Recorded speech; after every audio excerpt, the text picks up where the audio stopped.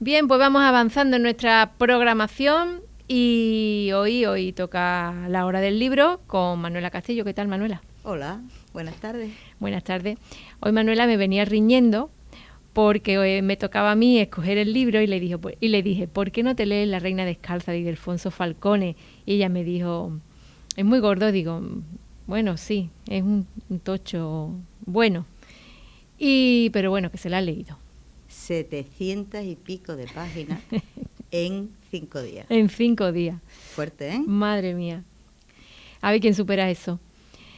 Y bueno, Manuela, ¿te ha gustado la novela? Sí, me ha gustado. No es mi estilo, no me gusta mucho la novela histórica, pero como aquí se va entremezclando lo que es la historia, una historia que yo la verdad que no conocía mucho, lo de el Marqués de la Ensenada y aquella redada que hizo de gitanos, porque me he informado y los ilustrados pensaban que la raza gitana no era buena, entonces la querían erradicar completamente. Sí. Y hicieron una redada por toda España. Sí, y este libro pues me ha puesto al día, he tenido que informarme porque yo la verdad que de eso creo que alguien me habló hace mucho tiempo, pero yo no lo tenía presente y me ha gustado. Y bueno, está bien, es el siglo XVIII, los gitanos en el siglo XVIII. No mezcla con una esclava negra que viene de Cuba, entonces se mezclan todos, son seres, personas marginales en la sociedad, su forma de vida, las costumbres gitanas, los clanes, las familias. Nos habla de muchas familias gitanas, cómo había entre ellos ciertas reyertas. Sí. No sé, me ha plasmado un mundo del que yo desconocía gran parte y me ha gustado la novela. Falcone, no tengo yo que decir, famosísimo. Falcone escribe muy bien. Creo que sobran algunas descripciones en la obra. Es demasiado minucioso en algunas situaciones, describiéndola demasiado. Pero nada que objetar, es un buen escritor y el texto está bien escrito. Sí. A mí me pasa igual que a ti. Yo cuando cogí el libro, yo desconocía por completo esa historia, ¿no? En la cultura gitana, de esa persecución que hubo por toda España, de esa redada. Y claro, en Triana vivía la mayoría de los gitanos de Sevilla. Y bueno, aquello fue poco menos que lo que pasó con los judíos en la época nazi. Bueno, vamos a contar así un poco la historia. La historia comienza con Caridad, que es una esclava liberta, que el dueño la libera en el barco donde vienen. Porque muere. Y la ley le obligaba. Y la ley le obliga a dejarla en libertad. Claro, y ella no sabe vivir en libertad.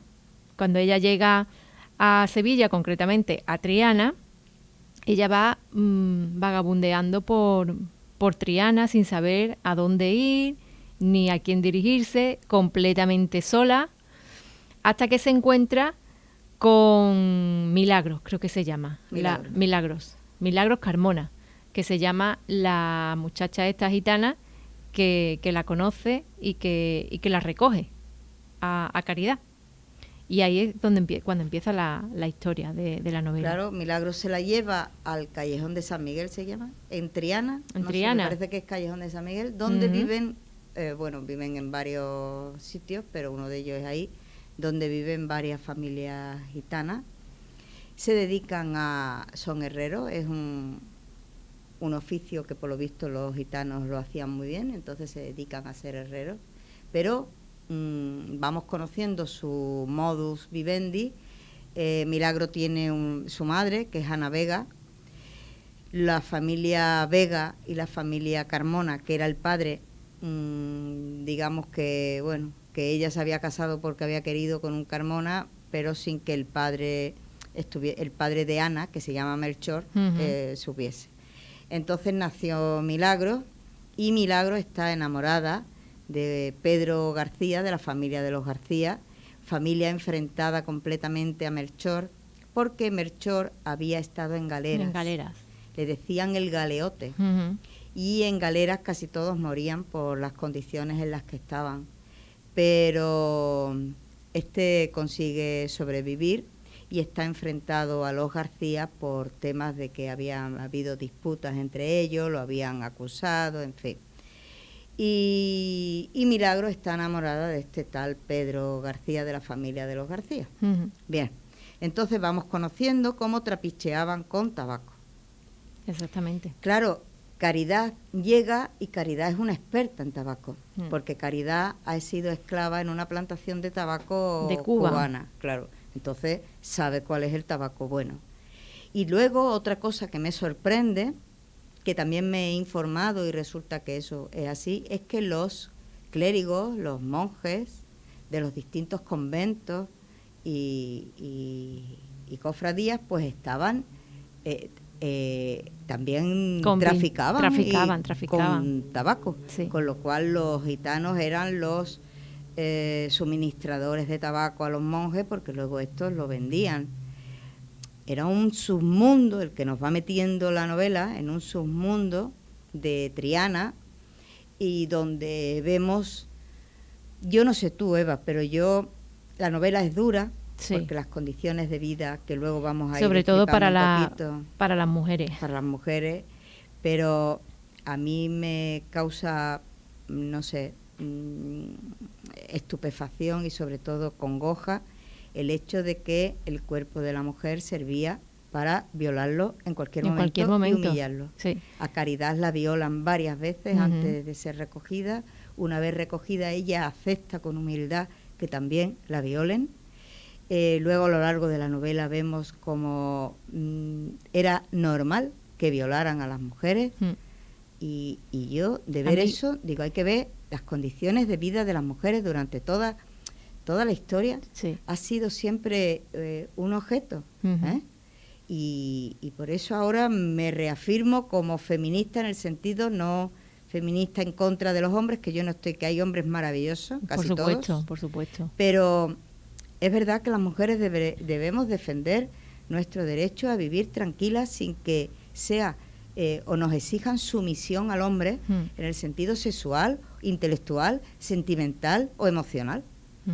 Así que me parece muy cruda la realidad, porque cada 2 por 3 estas mujeres se veían mancilladas, sí, su cuerpo por hombres.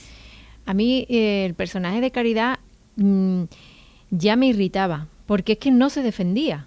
No, es que venía de ser esclava. Claro. Estaba totalmente acostumbrada a la sumisión total. Y a mí ya me terminaba por irritarme, porque yo pensaba, vuélvete y dale un puntapié o claro, contéstale, al menos contesta, pero no, ella era totalmente sumisa. Sí, mirando hacia abajo, era negra. Sí. Eso en un Triana del siglo XVIII, imagínate, era un espectáculo.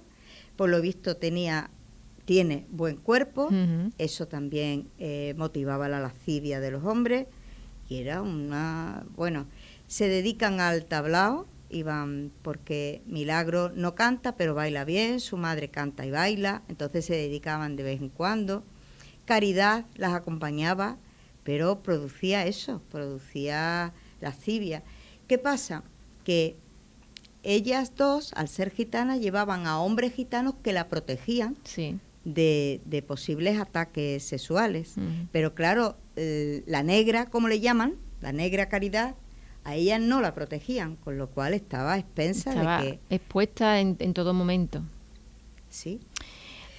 Bueno, y vemos el mundo del tablao flamenco, vemos las reyertas, que sacan cuchillos entre ellos, y como hay muertes, yo qué sé. Conocemos también el nacimiento de la Hermandad de los Gitanos. Sí, sí. Y la Hermandad de los Negritos, sí, sí, también el surgimiento de cómo surgió la hermandad de estas dos hermandades también, sí, que es muy curioso. Se supone que las hermandades surgían para ofrecer cierta cobertura legal a los que pertenecían allí. Así era como una especie de escudo protector, y por eso los gitanos de Triana querían formar la hermandad de los gitanos. De los gitanos. para que tener un escudo protector ante la ley. Ellos defienden constantemente la ley gitana ante la ley de los payos. Sí. Pero vamos viendo que la ley gitana ahí por lo menos es muy cruel, porque entre ellos las familias están enemistadas. Entonces habla de la familia de los Carmona, de los García, de los Camacho, de los Vega.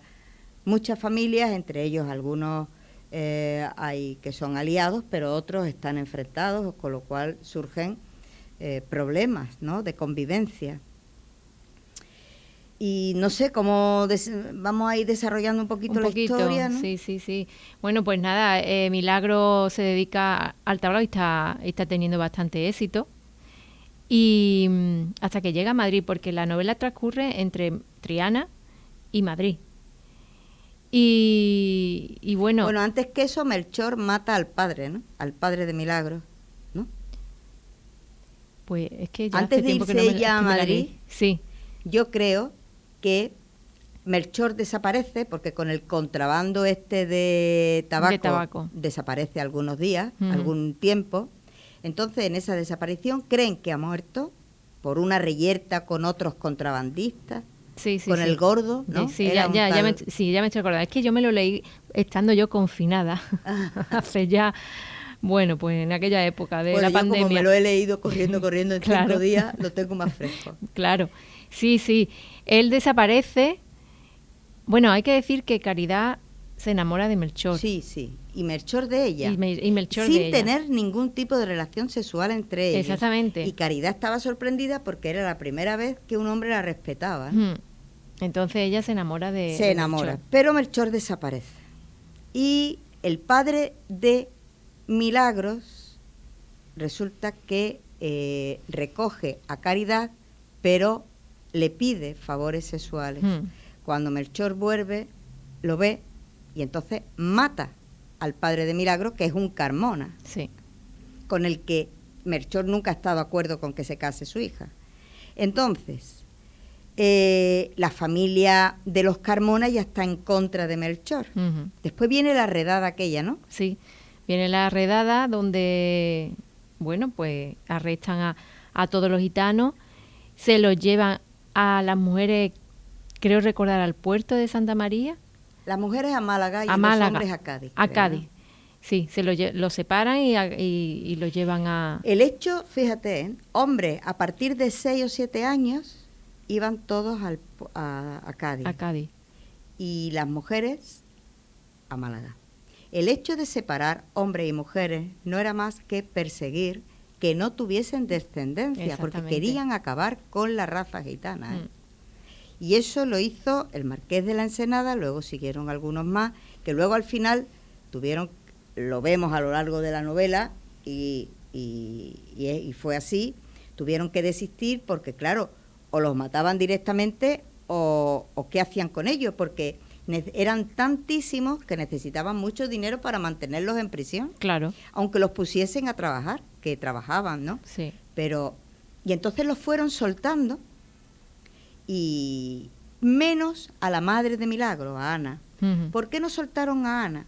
Porque era una inconformista, defendía a todas las gitanas y requería a las autoridades cierta dignidad. Sí. Y entonces la azotaban, la castigaban. La torturaron y eso, y no la soltaron. No la soltaron a mucha gente y a ella, ¿no? Hasta el final, que ya se escapó, pero nadie la persiguió, porque ya es que lo que interesaba era que se fueran de allí, porque no sabían cómo mantenerlos, y escuálida, porque habían sufrido 10.000 vejaciones, pues llegó a Triana.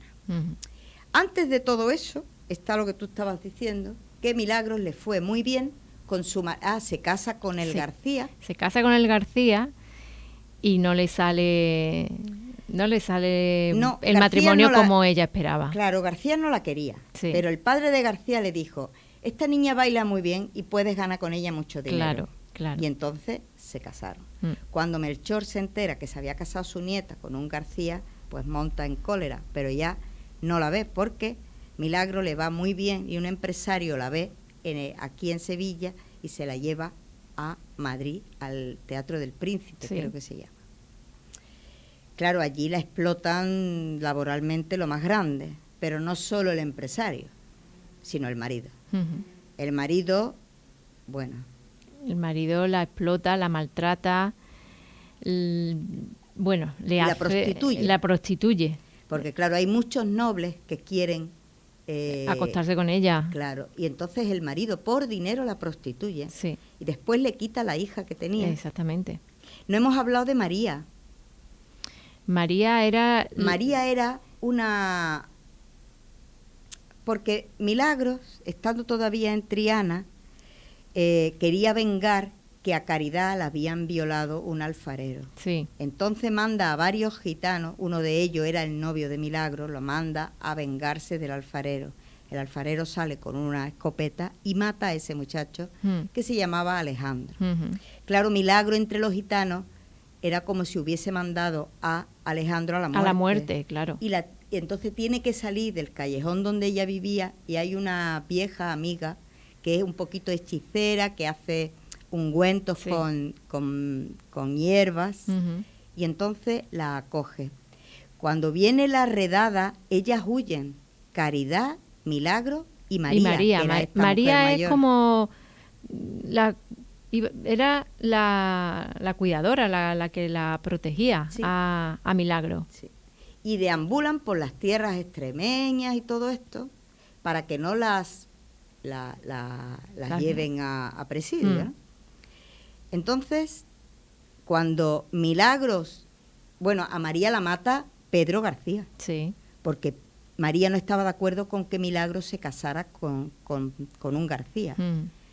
Y va y lo increpa en la calle y él la mata, mata a María. Y nadie sabe que María ha muerto porque la entierra o la lleva no sé dónde. Bueno, se mantiene en secreto que mata a María, sí. Hasta el final. Entonces, cuando ella está en Madrid actuando, el marido la está prostituyendo, la está vejando, porque claro, a ella, quien está con ella son de la familia de los García, con lo cual ella trabaja, pero luego en su casa está vigilada por García. Claro. Ella tiene a su hija, que la ha puesto María acordándose de esta mujer, sí. sin saber que ha muerto, simplemente dice dónde estará María. Pero claro, llega la situación en que el marido la va a matar. No hemos hablado de Fray ¿qué? Fray Jerónimo, no, Fray... Creo que es que no me acuerdo, pero creo que sí.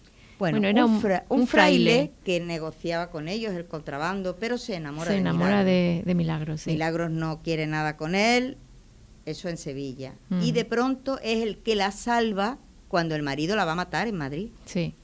Es la que la salva porque el marido ya vuelve a Sevilla viendo que la cosa ya no puede seguir más. La deja allí y ella se había dado al alcohol, está hecha un desecho. Pero el fraile le da ánimo, vende el pobre hasta sus mejores sotanas y ella nada más que quiere venir a recoger su hija porque el marido se ha traído a Sevilla a su hija. Entonces estamos aquí dándole larga al argumento porque es que el argumento en 700 y pico de páginas, imagínense ustedes lo que hay aquí que contar. Es que pasan muchísimas cosas, además no dejan de pasar cosas. No dejan de pasar cosas, pero sobre todo son sufrimientos. Sí, mucho sufrimiento. Ahí lo vamos a dejar, sí. ¿no? Porque como sigamos así... Es que son esos 700 y pico de páginas donde pasan muchísimas cosas y donde se sufre mucho. Si no quieren sufrir, no lo lean. No, es una novela de sufrimiento. Es una novela de sufrimiento. Es histórica, novela histórica, no es mis preferidas, yo no soy mucho de novela histórica. Reconozco que te enseña, porque claro, he aprendido, ya digo, algo de esa época que yo desconocía completamente. A mí me pasaba igual, yo lo desconocía por completo, esa parte de la historia. Sí. Entonces, por esa parte bien, lo que pasa es que sufrimiento. Yo veo esta novela como más un guión cinematográfico, porque pasan tantas cosas que podría ser una película. Sí. Y como he dicho anteriormente, sobran algunas descripciones demasiado exhaustivas, minuciosas, que hacen muy lenta la lectura, ¿no? Pero bueno, el ritmo luego, cuando empieza el ritmo, es frenético, van pasando cosas y cosas y cosas, nos meten en el mundo del contrabando de tabaco, que yo tampoco tenía ni idea. Sí. En esa triana de... En esa triana de herreros gitanos. De herreros, porque los gitanos, en esa época se dedicaban a eso, a la herrería, a la cerámica. Eran los que se dedicaban y al contrabando de tabaco. Y al contrabando de tabaco. Era lo que eran su y su luego modo de vida. Las leyes gitanas, cómo había matriarca, que luego lo vemos al final de la novela, sí. que en Córdoba aparece una matriarca sí. que había estado presa también. Y bueno, es un mundo que yo no sé si ahora existe igual, pero es un mundo con unas leyes propias y con una forma de vivir distinta, ¿no? Completamente, muy distinta. Sí. Bueno, pues nada, quien quiera saber cómo era la Triana del siglo XVIII, cómo surgió las hermandades de los negritos, de los gitanos y todo esto, pues léase La Reina Descalza de Ildefonso Falcones. No, yo lo recomiendo, pero lo que pasa es que se preparen porque es dura, es una novela dura. Es dura, sí que es verdad. Bueno, Manuela, pues hasta la semana que viene. Te prometo que será un libro más cortito.